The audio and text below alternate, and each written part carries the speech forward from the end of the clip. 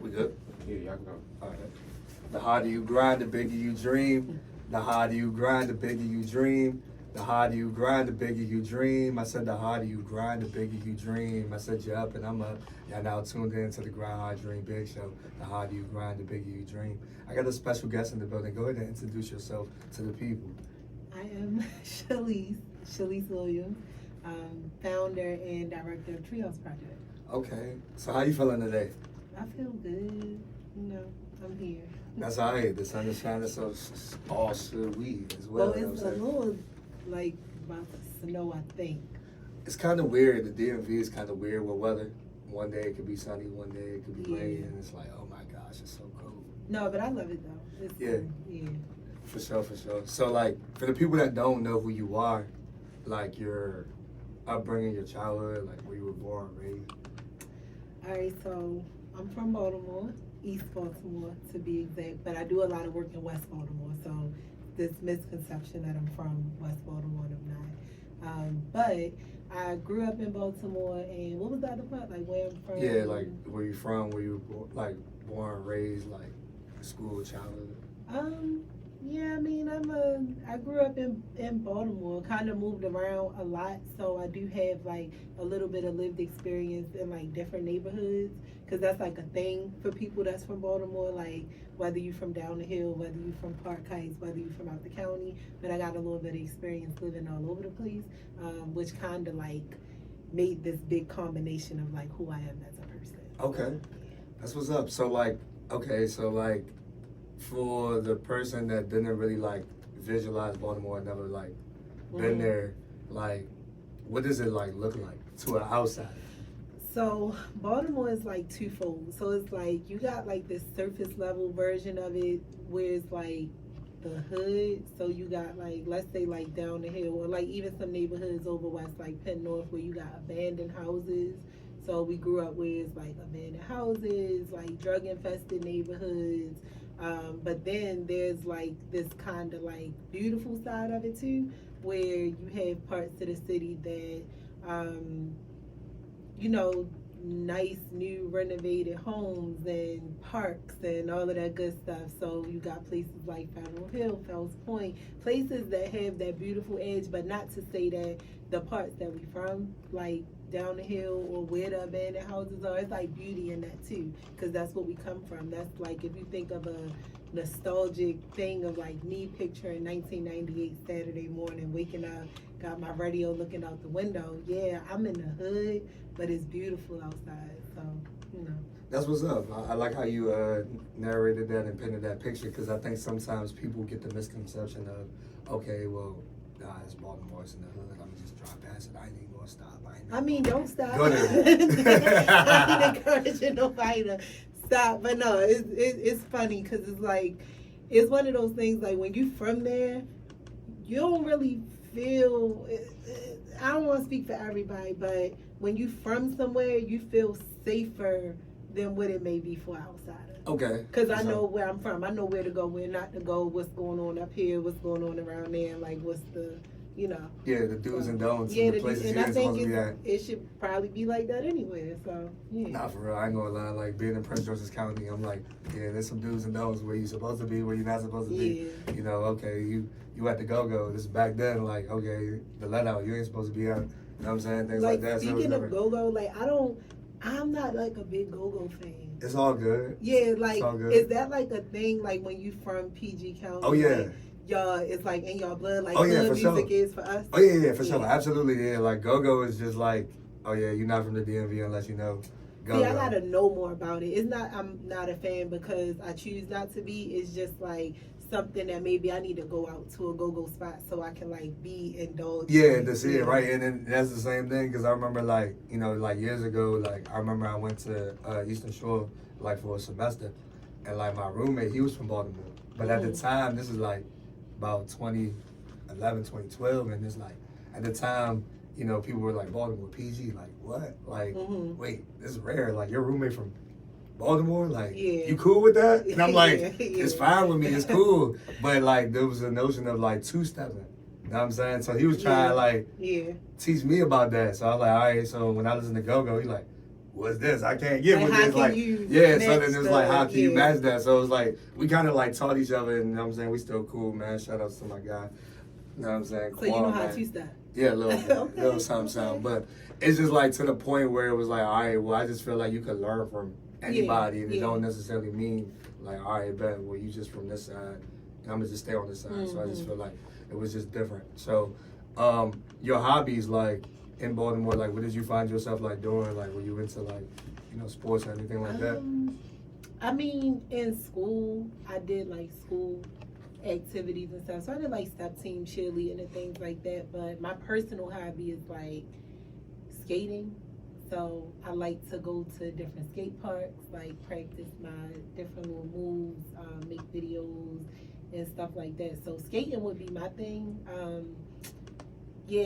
I feel like I'm not really, it's like a lot of different scenes to be a part of in Baltimore. So it's like you kind of just gravitate towards like your own like little personal interests.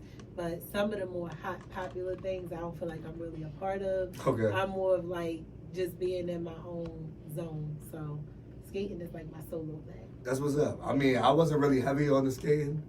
But I'm saying I could do a little something, but not major. But like, the skate scene probably wasn't. No, I mean it was a little heavy, but yeah, that's definitely different. You know what I'm saying? I know some people are like, yo, that's dope. Like there's a skate scene, but then there's like other scenes too. Like I feel like a lot of people from like peers that I have, like a lot of people like going out. Like it's a lot of different parties or like clubs, spots like that.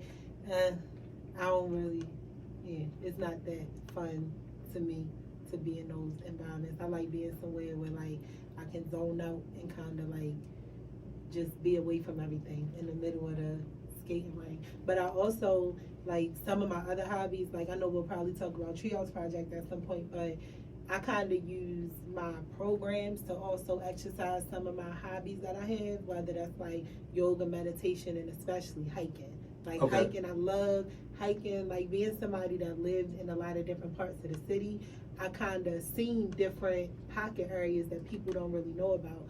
So like through my programs, I can take somebody who's living in this neighborhood, like, all right, yeah, we surrounded by abandoned houses, but do you know there's a creek right up the street where you can go and explore still right in your neighborhood, but it's like a whole different world. Yeah. So hiking is like another thing that I like to do too, but like using it as a way to like connect with the young people that I work with and show them other beautiful spaces, like right where they come from. Nah, for sure. And, you know, transitioning into that, like, I think this is the perfect segue to do it. But, like, what made you want to, all right, so now you're evolving, you know, you're in Baltimore and everything like that. So that next pivot in creating, you know, the TreeHouse Project, like, because first of all, what I would definitely like to commend and salute is the name itself, right? When I think of the tree, you walk outside, all right, bad. I look at the sky, the sky's blue, you know what I'm saying, sunny outside, but then I see this tree, right? And the tree is so vital because people look at the tree and they just look at the picture and they fall in love with it.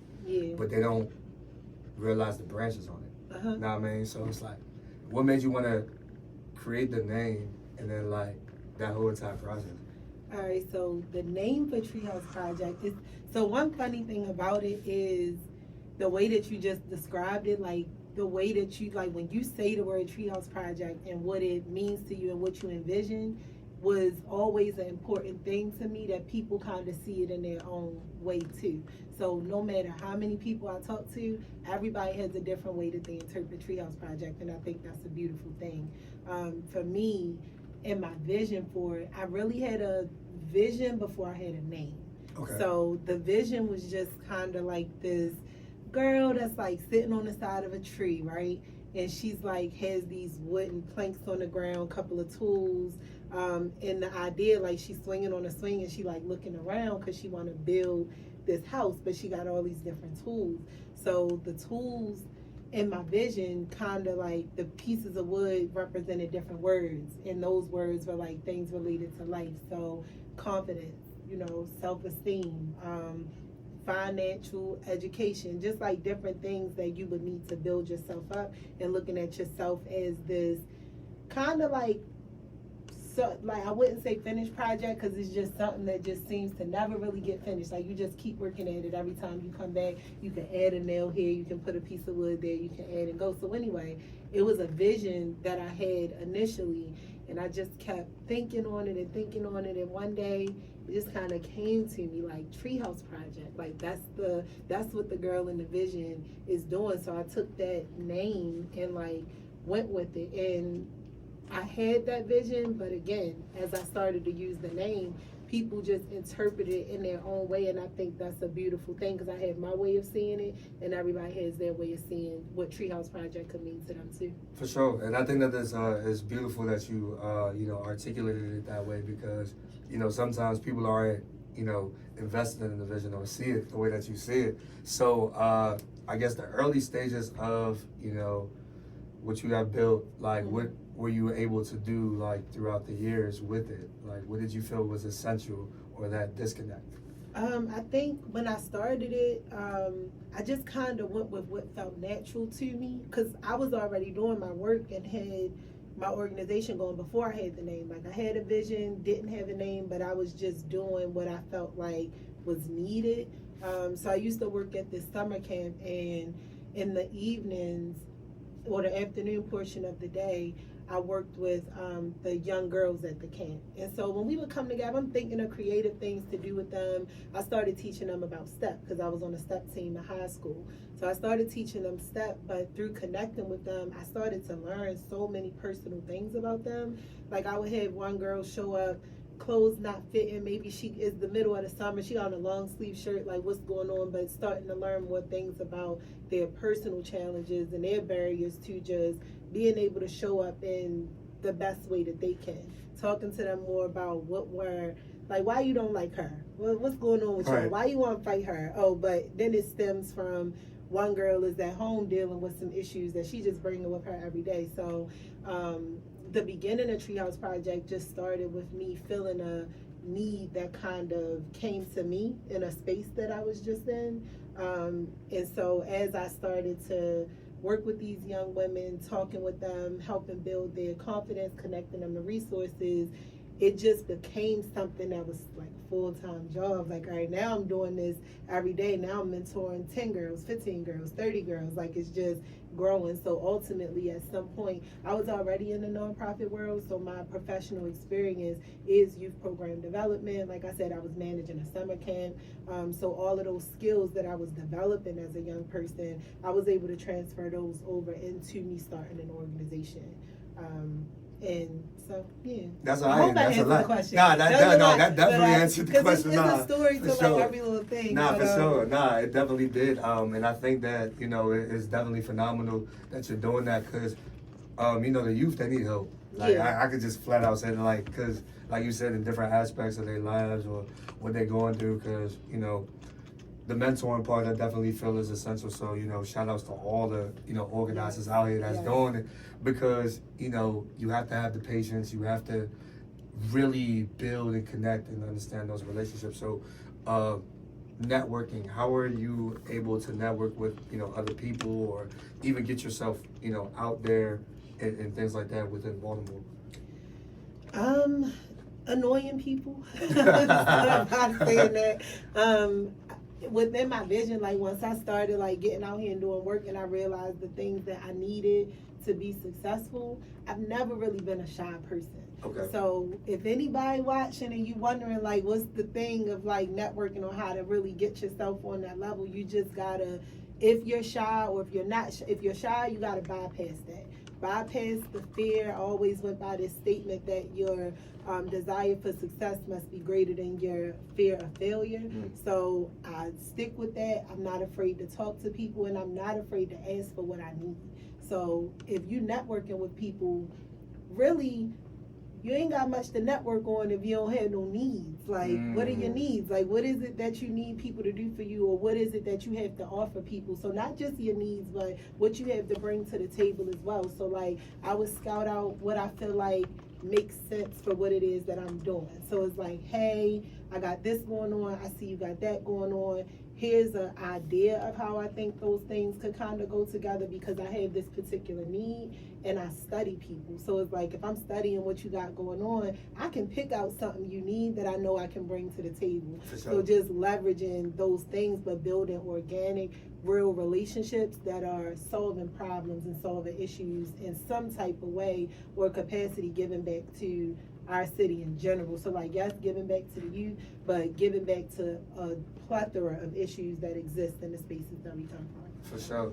Sound like me over here. I'm Yeah. not gonna lie. That's how I looked at it in Prince George's County, because it's like, what I realized is like, okay, when I was a kid coming up, school, the importance of that, but then it's just like, all right, now that you then graduated school, you pivot back, you're like, wait, whoa, what was this switch now? Like, Yeah. why is it like this now? Wait, hold up. They're going a little bit too fast now. Like, you got all this access. So I just think that it's important to, pour these, resources out, to the kids when it comes to like, mental health, life skills, goal setting, like leadership and things like that. And those are the things that, I prioritize and definitely talk about, because, what is it being like a leader? Myself, of course, to be a good leader, you have to be once a follower. You know what I mean? And that's what I, was. And then I had to, grow out of that shell. And then it's like, all right, and then how do you set a goal? How do you deal with conflict? Things like that. And I think that's what a lot of these kids are facing now, because they don't know how to deal with it, or they try and be something that they're not, and things like that, and trying to fit in. And it's like, yo, I try to fit in too. Like, I get it. I mean, like, I try to do that too. Like, you know what I'm saying? So it's just like being able to be vulnerable and open and honest. And I think that's what, I get when I see, you doing your thing and everything like that. Just the vulnerability, the open, the honesty, and just being transparent with them. That's a big thing. Like being transparent, not being afraid to just be yourself. It don't mean you gotta put your whole life out on it. Like, I still have a personal life. There's a lot of things that I don't have to put out there, but there's a lot of pieces of my story that can connect with a lot of people. So those are the things that you lend to the world. That's the sacrifice that you choose to make when you talk about like leadership. For sure. So just being able to bypass whatever your fears might be and tapping into what your purpose is. Like, and it's not always going to be clear what your purpose is. I really didn't know my purpose for a long time. I just felt like some of the things that I was trying to do would not work for me. No matter how much I tried to go in that direction, nothing would work for me in that direction. But these other things that I would get into is kind of like, it's like stepping through one door, open it, then going through the next door, then going through the next door. So it was like, dang, my purpose is kind of in this direction, no matter how much I might want to experience some of those other things, but just going in the direction of where you're being pulled. No, for sure. And I agree. And with that, one thing that I do want to say to some people, because I just made an Instagram live the other day about like tapping into yourself.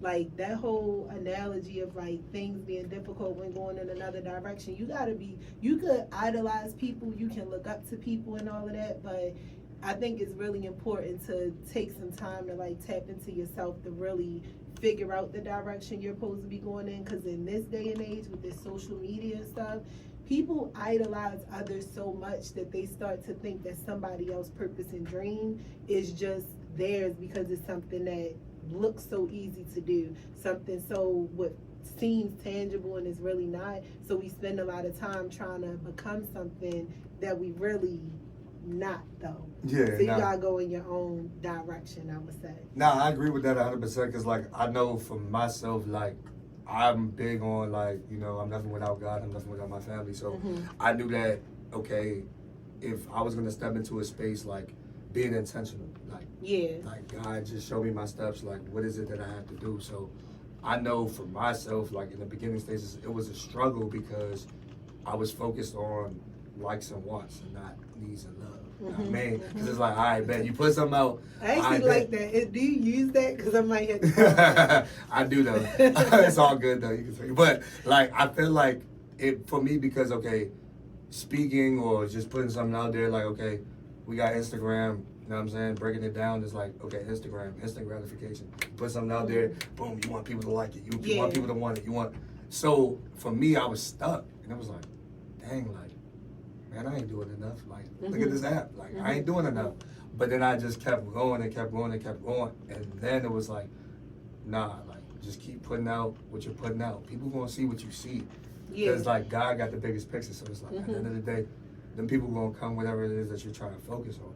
And then I realized, okay, nah, like, it's not only for myself, it's for other people. So I gotta keep going. Like, I gotta tap into this gift and maximize it. Because if not, I'm short myself. So I say that to say also, like, you could get caught up in it real fast, because this happened to me. Like, get caught up real fast in, like, the likes and the wants. But then it's like, what do people need? So when I looked at it, it was like, motivation. All right, cool, they need that. You know what I'm saying? Because, like, people don't really have that. And then it's like, always, you know, reminding yourself that you matter, or, like, whatever you're going through. It's not trying to be like Mr. Perfect, look at me. It was never really that. It was like, this is what I'm going through, or this is how I feel literally right now in this time. So when people are like looking at the motivational videos, they're like, oh dang, you just went through this or whatever. Like, nah, I'm still going through it now, but I'm telling you, still like, yo, it's gonna be alright, it's gonna be okay, like, you know, things like that. So even with it, it's like Monday is just making things happen. Like Tuesday, always understanding your boundaries. Like Wednesday, getting over that hump, because like Wednesdays, to me, I don't like Wednesdays at all. That's the day I feel like I'm not productive.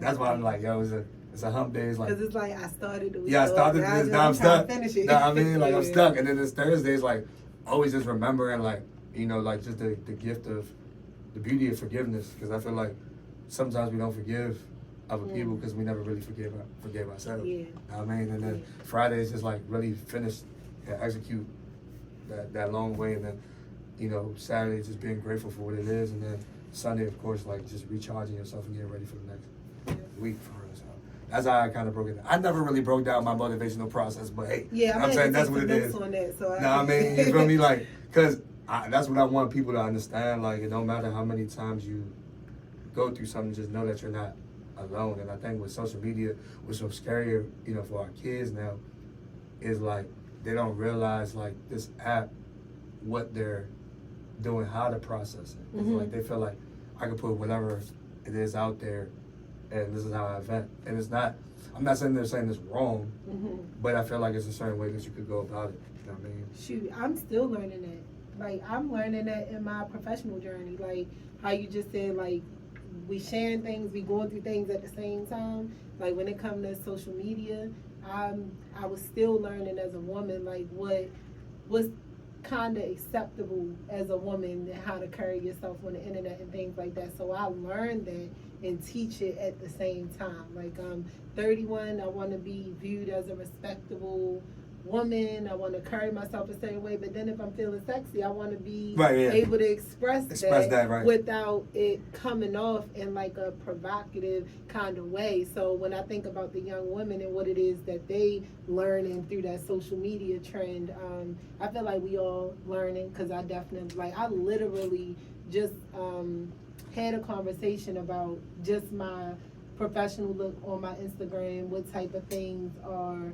proper to post, what are the things that's not, what are the things that's gonna attract my followers, how am I connected to my audience and things like that. But as I learn, I'm teaching, so yeah. No, for sure. And I think that's the thing, like, you know, for me, it's just like my younger self, like, what is it that, you know, I told my younger self at that time, like, just to always have patience, because I feel like I always was on the go. But it's like, boy, where's you going? Like, what you mean? Like, what is you doing next? You know? And I think that's, you know, being intentional now is more important than ever, you know, and that's just like my forefront of everything. Like, all right, everything you do is on purpose. It's not accidental. You know what I mean? So, like, even with that, so like, the age range of the kids that you work with, and like, just how that is going for you currently. Like, how do you feel about, you know, the progress and the steps that you're making, and like, what is it that you wanted to, you know, or kids in general to know that you work with, like, every time they see you? All right, so age range of young people that I work with, it varies depending on what it is that I'm doing. So I literally was just like reading books to a second grade class, like showing up to read to kids, versus if I'm working with some girls in my peer mentoring program, they're between 14 and 24. But I also have a youth organizing program where I train and teach community organizing to young people 13 to 19. So it's different age ranges that I come into communication with through the work that I'm doing. I am, when it comes to the work that I do, I feel like I'm just a part of a bigger thing. So I just kind of like play my role in it, but it's so many of us that it takes to do something that it's not a lot of like credit or pride that I can take in what I do, because I'm just a part of a movement of people that are just moving. doing what we For sure. and doing what we need to do. But I will say I appreciate the people who acknowledge the effort that I put in. But to me, it's not really like not that it's not personal for me, but it's not about me. So it's just about getting done what needs to get done. And so with that, I would say that I'm proud of all the people I'm connected to who work together. Like one of the projects that I did last year, we worked on a training video for Baltimore City police officers on youth voice and engagement. And I worked with the Department of Justice, worked with the youth organizers, worked with some folks over at No Boundaries Coalition, Youth as Resources was involved, a couple of folks, Kareem, because I don't want to miss nobody, Iron Crown Productions, a couple of folks that it took all of us to create a 13-minute video to train Baltimore City police officers on how you should engage with young people, how young people feel when you're approaching them. And to date, that training, that video has been used to train over 2,000 officers in Baltimore City, and it's been implemented into the training academy for cadets. So I know it might be something that I spearhead on, saying like, this is an issue in our city and this is what we need to do about it, but it takes so many people to play so many different parts in it to make it happen, that I'm proud of the work that we do as a people, and how serious we take the issues in our city. So. Nah, that's dope. Nah, I think that's dope. I mean, hey, man, I don't know what you did over there, but bring that over here, like, for real, because I think that is definitely different, you know. But it's needed, though, because, you know, I think that when we talk about it now and, like, crime rates or just the approach, you know what I'm saying? Like, sometimes we can know how it is, you know, they may be a little bit more rebellious. They may not know. So it's just like to inform them and let them know. So I think that's, kudos to that. That's major right there. Yeah, that's why training and community organizing is really important to do with young people, because it kind of gives them it's not all about telling young people like you have a voice. Like they know they got a voice, they could speak up and say whatever it is that they want to say, but giving them some tools to go behind that voice and educating them on the history, and why, like what the root causes are to the issues that are in their neighborhood. So I think that's things that can be done anywhere, not just in Baltimore. Like y'all need that out here. Yeah, for sure. Now we definitely do some training activities and just encourage young people. And the thing about it is like doing the things that the young people say are necessary, but like by giving them the tools that they need to kind of like, I can play a role, like I get it, like I have years of experience and tools that I have to give, but a good friend of mine told me I would be much more effective if there were 15 Shalices instead of just one. And I took that, so I'm gonna give a shout out to Eric Williams, because he told me that a couple years ago, and I remember telling him like, I don't know how to make multiple copies of me, I don't know how to do that, but telling me that made a big difference. So back to the point of like, yes, I'm grateful to be me and for my experiences, what has been poured into me, but it is so important to duplicate those things and to keep that legacy going. My legacy is not just about my children, my household, my family. The legacy is about what we're able to extend, and back to the thing of sacrifice. What parts of myself am I willing to sacrifice to see us progress as a people? And so that's taking what I know, putting that into young people. And that's what I know. You got this young man sitting here with you in the podcast studio. It's like we all got something that we can lend to push these young people in a positive direction. And even if we just working with one, like, the advice was 15 Shalices, but if it's one that I can teach how to write a grant, then you never know how. Like, I had a mentor, Mr. Anthony Presley, talk about him all the time. He taught me about grant writing when I was 13. So it's like now, at this day, I've raised over $1 million in grant writing because somebody took the time when I was 13 to ask me to draw something out on a piece of paper and write a paragraph about it. That's what's up. That's major, though. That's a game changer. That's a game changer.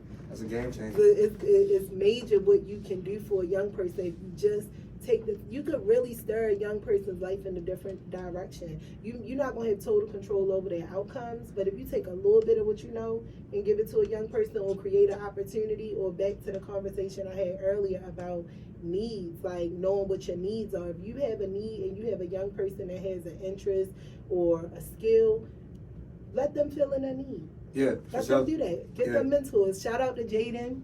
Shout out to Spain, because Jaden and Kaya and Chamberlain, they were all interested in photography. But I don't know photography. All I know is I got projects y'all can take pictures of. Right. But other people like Spain, Kareem with Voices of 21217, they take their time out, an hour a month it could be, to sit down and show them how to use the camera, and these young people producing videos, YouTube channels, all kinds of stuff. So just, it only take a little bit. No, for sure. No, I agree 100%. Because like I said, for me, like my whole notion was journalism at first. That's what I went to school for. So, shout out to Bowie State University. Like, that's why I went to school.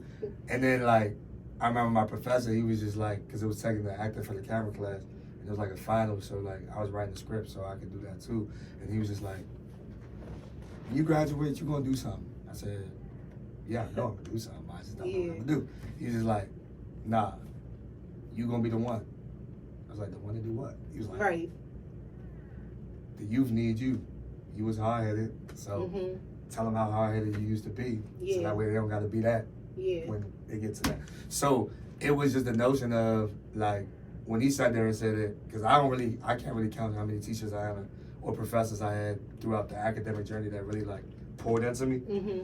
But I knew that he was serious, and it really meant like, it was like, yeah, after class, come meet me in my office. Like, I really want to talk to you type. So like, he really like pushed me in that direction, made sure I was straight, like not only in college, like in life, how's everything going, like work, this, that, and third. Like, he would ask me questions outside of just the class. And it was just like, that's the connection right there. So working with kids, to me, or even speaking to kids, is it's a bigger deal. You know what I'm saying? So when I sat there and I told him, I took that leap of faith and wanted to, do the podcast. He was like, it's nothing but God. I told you, it's gonna be your time to realize what you need to do. So like, it was just, for me, it's like, now it's just realizing like, yo, it's bigger than me. And it's like sharing and understanding that, because like, okay, you a young man out here doing this. Like, there's not that many people doing this. So like, give yourself grace, because you know what I mean, like, let's be real, like, who else was gonna do it? Because you always talked about some, always wanting to help the youth, or always wanting to do this, and now you're actually doing it. So now it's like, you leading by example. So it don't matter about the likes and wants. It's the need and the love. Go show it. So I was just like, I love you. He was like, I love you too. So it's just like, it's just that notion. So I feel like community to me is not just like, okay, bet, like I live in this area and we good. It's really like being a neighbor to your neighbor, and I feel like you do a phenomenal job of that, because like any opportunity that comes across your mind, you're like, all right, well, if I know somebody in this like area or position or something like that, I could put somebody on to it. And I feel like that's what we gotta do more. Like, do not be afraid to put people on. That's a hurdle that I feel like my peers, or like where I come from in Baltimore, like that's becoming more normalized now, because I feel like that wasn't really a thing. Like, people kind of wanted to work in silos or be like the only one that's doing this one thing, like they got some secret sauce. But now people figuring out like, no, it really take us like putting each other into position and aligning with each other, and noticing that like everybody has something different they can bring to the table. Yeah, for sure. You gotta add value to value. So that way nothing devalues. That's the good, when it go back to like the networking conversation we was having earlier, like really doing your research on people and knowing who does what.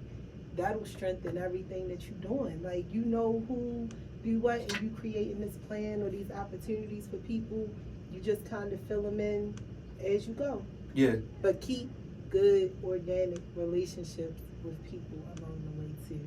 Yeah. So that you can always be useful to folks, keep the relationships good. I think that, and then it's like, how can I help you as opposed to what can I gain? That's what I'm learning too. Because you could look at spaces and be like, all right, bet, like, oh yeah, I want to do this, I want to do that. just to say I was a part of this or to be a part of that. But it's like going back to, you know, the treehouse. Like when you look at the tree itself, like people may see just the tree standing in its foundation, but like every branch is important. So I feel like that's what we've been definitely understanding. Like every single branch is important, because if one fall off, it could really, you know what I'm saying, the tree may be a little lopsided and it's not standing on its foundation. So, what is it that you want to see more of, you know, for kids? That's like a deep question. What I would want to see more of. I want to see more of them have a chance, like, at life. Like, we literally just had a shooting at Emerson Westside Shopping Center where 5 kids were shot, 1 died. And I just want, it's not even like a more thing, it's like a less. I just want less gun violence. I want less poverty. I want less young people fighting for nothing that they don't even understand. Like, you're really fighting for nothing. Like, you losing your life, whether that's you going in a grave or you going in a jail cell or you running for the rest of your life because of decisions that you made. I would love to see less of that, but I think that it's like is deep rooted in how to solve those things, and that goes back to the thing about the branches and how many people and what it really takes. Like I say all the time, a major cultural shift has to happen for Black and brown people. And when I say cultural, it's down to the music we listen to, it's down to what we produce, it's down to what we say is cool. Before we started rolling, I told you, like, I feel like the work that I do is not something that people see as like this cool thing or like this sexy thing, but if it's somebody that's not doing nothing, they just got on a nice outfit, right? They get this, like, you listen to what they say. So it's like even if we put messages in those mouths, I don't care, as long as the message is out there. Yeah. But I would love to see more opportunities for young people to just have a chance at life. Like where I come from, every day, every week, you're hearing about somebody getting shot, and now is this whole conversation around what it looks like to hold young people who are committing crimes accountable for the crimes that they commit. There's a young person who was under the age of 12 who shot another child, but because of the law, there are no laws set in place to hold, like, there's no real true structure around how to hold this young person accountable. So, like, what happens with them? Like, we got a life that's lost, so you got families that have to deal with losing a life, but then you got a young person who is in this crazy, can I cuss? Go ahead. I can? Yeah, All right. you can. In this fucked up situation because they done committed a murder, and that's what we dealing with every day, like, in our environment. So when I think about more, less, what I want to see is this complicated puzzle of trying to figure it out, but and knowing who to hold accountable for what piece. So, matter of fact, I do got something, because I'm thinking as I'm talking. I would like to see more people that's our age and younger getting involved in the politics, more young people, if you're eligible to vote, getting out there and reading the ballot and actually voting for laws and policies that affect your local area that make a big difference for how things go when shit hits the fan. Yeah, for sure. So I would love to see more of that. You're a young person, you're eligible to vote. A lot of young people, they talk about how they not getting involved in this and it don't make a difference. It does make a difference when a law gets passed in your city and you have to abide by it, and you get caught up on some type of charges that should only cost you 6 to 12 months, but you about to spend 5 years of your life in prison, and your kids and your family are about to go without you. So you telling me your vote didn't matter. Right. When it could have made a big difference to the outcome based on the circumstances that we in. So I would love to see more. Nah, I mean, I agree. Vice versa. It's you know, it's hectic out there. It's hectic out here too. I'm not gonna lie. Like, you know, the kids, they, you know what I'm saying, they was under a curfew like all last year, like for real. They talking about revisiting the curfew because like carjackings were at an all-time high, crime was at an all-time high, fentanyl at an all-time high. Like it's scary. Yeah.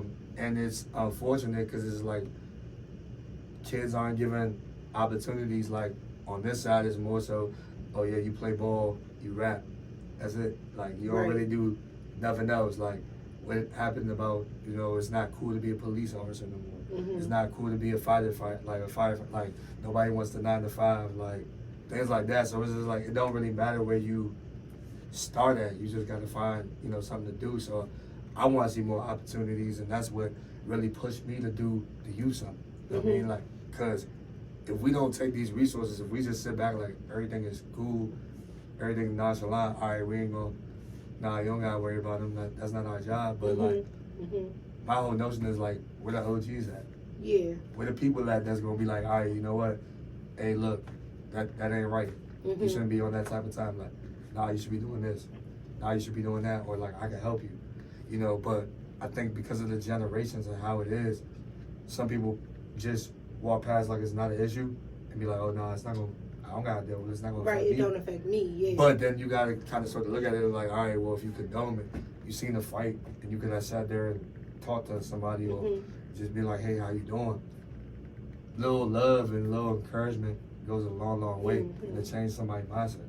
You know what I'm saying? So it's just like, there's a lot of these neighborhoods that, you know, kids literally grow up and really feel like, okay, I'm on the block. I don't really see nothing positive, so I get caught up in that trap a lot. And then it's like other people that live in other areas, sure, they may, you know, be on the sunny side, but they go through problems too. So I just feel like you can't really judge people because you never really know. Yep. And it's wild like that. So it's just unfortunate because I know for the entertainment side and just like the rapping side, I know definitely like our music is very, very important. I know I was talking to a kid the other day and he was like, yeah, how you feel about the music? I was like, the music it's cool. He was like, you think it's cool? I was like, it's not what I grew up on, but I respect it though. Cause like when our artists came up, it's like, you know, the older people, they didn't really know who they were. So it's like, yeah, I respect that too. But like for me, I would say like for the boys, for real, because I could, you know, speak to that. Like, I would like to see more J. Cole's and not enough. I mean, more J. Cole's and less young boys. That's me. And then like for the girls, I'd love to see like more Queen Latifah's, more like Rhapsodies, Lauryn Hill type. You know what I'm saying? Jill Scott vibes, like things like that. I mean, it's not, and I understand like the Cardi B, the Megan Thee Stallion, and Glorilla and stuff like that. I get that too, but like I just feel like I know it's more though. You know what I'm saying? Could be more balanced to it. It could be more balanced, yeah. Because everybody has a lived experience. Like I support artists wholeheartedly. Like you're an artist, just like I'm sitting here talking about my lived experience. It could be I don't have the talent or skill of rapping or, you know, spoken word, but if I did, I would be expressing it in a different way. Right. My expression of what it's like to grow up in the hood or seeing somebody get shot or see, you know, drugs and all of that stuff, it would be a part of my artistry and my expression, but there's also a big balance and like an accountability that we hold to not just telling that part of the story, but telling the triumph part of the story, to being encouraging through the music that we make. We could talk about where we come from. We can express all of that. It's a form of art, but because I'm not an artist, but I encourage artists to also take on that portion of accountability. Just like I said, I can sit here and tell my story. I'll tell you where I'm from. I can tell you what I've been through, but I also have a level of accountability of being encouraging and not just continuing to spill out just the trauma of our stories. There's encouraging sides of it as well. So, and not just related to seeing that I'm getting money. Right. Because like, that's the thing that bomb into it as well. Like the person that's sitting up here that can talk about the murders, the drugs, the disrespect, the not, you know, putting on a good thing for good, positive relationships, family dynamics, and all of that stuff. If that person looking like what young people idolize, like, oh, you look like you getting money, you look like you got it, and that's what I more so want. I don't really want to look average like the people that's talking that positive stuff, but it takes us having these conversations that stuff that you see on the surface ain't always all that it is. And you can have both. You can have a balance. You can be pay, getting money, looking good, but also have morals and values to yourself as well. Nah, for sure, and I think that's what it is, and you know, we doing that, so I feel like, you know, I got the hashtag. I told like my homies, I said leaders of the new school, and that's what it's gonna be. Oh, I like that. Like, know what I mean? Because it's like I feel like, you know, what school to us, you know, how we viewed it. Like, yeah, we probably didn't really value it or whatever, but you know what I'm saying, now we see it in a different way. So I think that, you know, that's definitely important. But like, with all this going on though, I know that you got an event coming up, so you know what I'm saying, go ahead and tell people about that. All right, so I'm gonna talk about 2 events. Okay. I got told up because I don't even be knowing my dates and stuff, so y'all got. She's booked and busy. Yeah, that's all that is. Hey, look. Give me 1 second. That's motivation. So the for first myself. one, because I want to tell them in order of the event, so I want to start with the. Let me see. So I have an event that I've been hosting for the last 3 years. I started off coming in as a guest speaker. I told this like wild story about like what was going on in my life that time. So it was like, oh, we like you, can you come back and host? So I just started doing some helping with the planning of the event, and I'm now the annual host. But on March the 19th is the date. I was just looking for the date. But March the 19th, the Motivational Mixer 5. It's a women's sneaker brunch. And this edition is all about resilience in real life. So women who are looking to get motivated, come out to the event. We have like lots of vendors. You're shopping with female, mostly black vendors. You're gonna hear from many conversations. We're gonna have financial coaches, real estate agents, yoga and meditation specialists, all of these folks where you can sit down and have intimate conversations with them. The food is going to be bomb, off the chain, always is every year. You'll hear some words from me, be able to hang out with me. Keyshawn, who is the owner of Confident Creation, she's going to have a word for folks, and we have a special surprise keynote speaker this year. So calling all women, get your cute sneakers out, get your outfits, really just come out, look good. Like I've been saying this for the last couple of years, every time I come to this event. I'm proud to see black women coming together, but I love how beautiful we look when we in that space. All like this whole room full of women and everybody looking good, feeling good, and that's what I want the young women to like see from us. See us coming together, seeing us having a good time. Ain't no drama going on. This ain't love and hip hop. We just here having a good time, supporting each other's businesses, being poured into, and just learning more about ourselves. So that's an event. That's for women. Come on out. There's links in my bio. Y'all, we'll probably talk about that. For sure. Y'all could get tickets. And then I have this other event that I'm working on. It's called the Youth Issues Assembly. Another annual event. This will be my 3rd year as a lead organizer for this event. It's going to be at the Baltimore Unity Hall on May the 6th. It's a full-day youth conference for young people who want a place to be heard. There are going to be lots of resources, lots of fun activities throughout the day, workshops that you can attend on an array of subjects. We'll have panels. I invited you to come out this week. Yeah, we there. So it's going to be a full day youth conference, and overall, in organizing, there's this thing that we call house meetings. And at a house meeting, we bring like-minded individuals together to come and discuss and share our ideas and thoughts, frustrations, experiences about what it is that we experience collectively as a people, as people who live in a neighborhood, people who are from a city, people who are just of the same ethnicity. We come together, we talk about the issues that are affecting us, and beyond talking about it, we put those thoughts into action, and we talk about what it is that we want to do next. So we're going to touch on equity, we're going to talk on youth opportunity, just the full fun day. We have music, good food, all of that good stuff. I can sell you on it, but you got to come out to the event. Oh, no, I'm pulling up. Know what I'm saying? We're going to pull up, bro. We're going to pull up, bro. Yeah. We're going to definitely pull up. I mean, I'm excited because, like I said, I've never spoken in Baltimore before. So, like, that's definitely dope. And, you know, I'm going to have something for him, for sure. You know with open arms. For sure. I'm excited about that. I'm excited about that, for sure. She busy. She's definitely busy. She get into it, for sure. So with all of this, though, like, what does self-care look like for you? Because you just punching the clock. Self-care looks like I'm going to bed every night on time. I'm like an old lady. So self-care for me is, I don't care what's going on, by 9 o'clock. Because not only that, I'm a mom. So it's like, I show up for what I gotta show up for, and I gotta show up for my kids every day. For sure. So self-care looks like doing what I need to do for everybody, for the kids, making sure that's done. And then at the end of the night, I'm going to lay back, I'm going to read me a book, I'm going to watch me my favorite show, I'm going to eat my favorite snack, I'm going to do a little bit of what I want to do, traveling to somewhere I want to go. Just as well as I'm going to put these events on my calendar, I'm going to put me a little trip on my calendar. And I somehow just have a good balance. And I guess the bigger thing about self-care too is doing what I love to do. Sure. You're not going to catch me doing something that I don't want to do.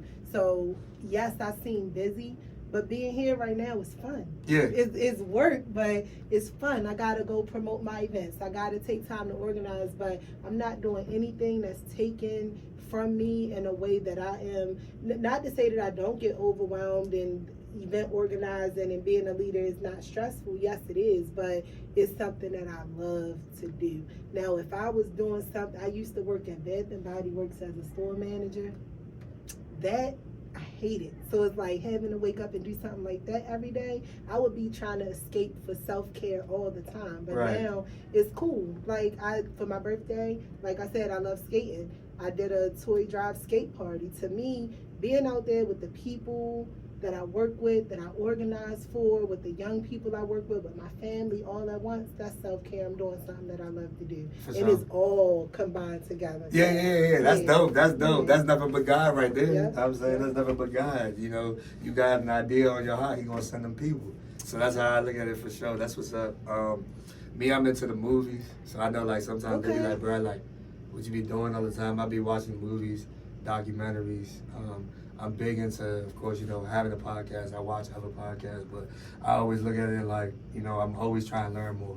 Like, because I feel like I'm always remain a student of, you know, whatever it is you choose. You know what I mean? Like, I ain't trying to be every expert was once a beginner. You know what I'm saying? So I just feel like you got to start somewhere. So, like, for me, I always find, like, old movies or things like that to watch. And, like, I know people probably judge me or whatever, but, like, I love watching SpongeBob because like SpongeBob is so relatable. Like I feel like like SpongeBob to me is like that's me, like always excited, always, you know, but then there's days where you're gonna feel like you Squidward though. It's like I just wanna do the job, get out my face, da da da da. But as long as you ain't Patrick, you good though. You know what I mean? Like, and then on top of that, like, you know, financial literacy and making sure that you know, save your coin. You know what I'm saying? There's nothing wrong with being cool with Mr. Krabs, you know what I mean? So I feel like that's definitely important as well. So, you know, definitely with that. And then like movies, like the old joints from the Drumline to the Stomp the Yard to what else? Oh, you like those feel good movies? Yeah, those feel good movies. I only like horror, sci-fi, something mystery. The mystery joints be cool too. I ain't gonna lie, the joints be cool too. So it's just like that. And then like if I listen to music, I'm listening to more like R&B or Afro beats now. Yeah, because I like the little peaceful joints where it's like, all right, I can actually visit myself being on an island. Cool, you know what I'm saying? There's nothing wrong with like, you know, the rap or anything like that, but I just try to expand my mind. So.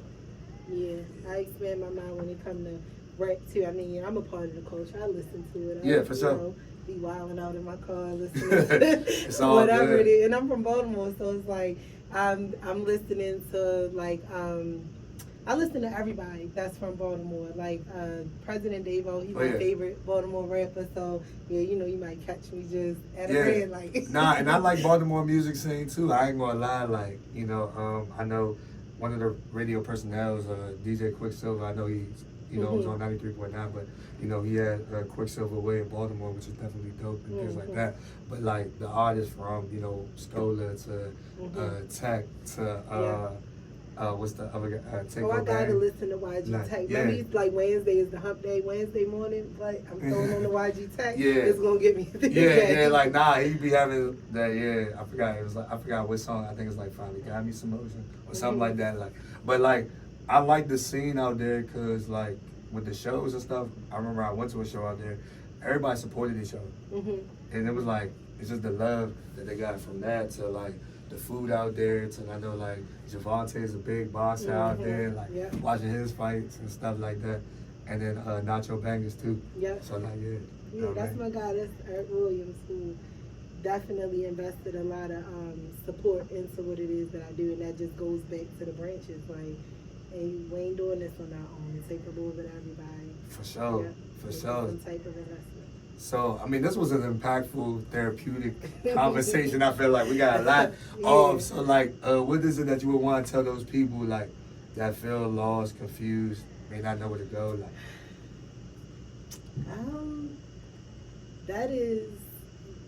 that's a good one, because I know you sent me that question. I was looking at that one like, what would I want to tell people?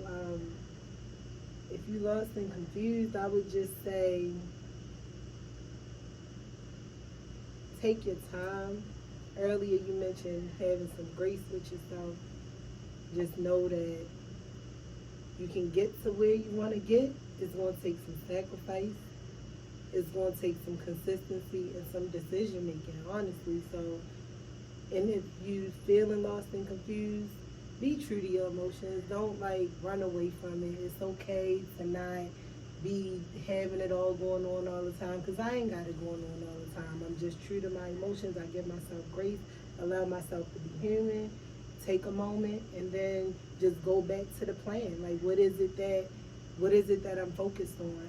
I always say, or like a mentor mentioned to me when I was younger, that the path may change, but the destination stays the same.